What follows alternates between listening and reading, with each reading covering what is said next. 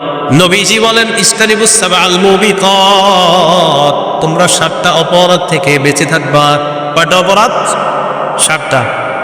নবীজি বলেন এমন 7টা অপরাধ আছে যে 7টা অপরাধ তোমাদেরকে ধ্বংস করে দেয়, তোমাদের দুনিয়া ধ্বংস করে, আখিরাত ধ্বংস করে। এমন অপরাধ 7টা।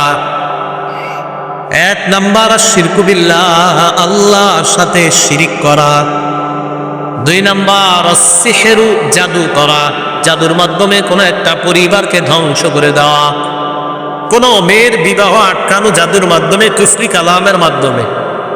1 নাম্বার আল্লাহর সাথে শিরিক করা, 2 নাম্বার জাদু করা, 3 নাম্বার কত্তুন নফসি, অন্যায়ভাবে কাউকে হত্যা করা, 4 নাম্বার আকলুর রিবা, সুদ খাওয়া, 5 নাম্বার আকলু মালি ইয়াতিম, এতিমের সম্পদ ভক্ষণ করা, 6 নাম্বার আত্তাওয়াল্লি ইয়াউমাজ যাহফি, জিহাদের ময়দান থেকে পলায়ন করা, 7 নাম্বার কাসফুল মুহসানাতিল মুমিনাতিল গাফিলাত, সতী সাদী কোনো মুমিন নারীর উপর মিথ্যা অপবাদ দেওয়া।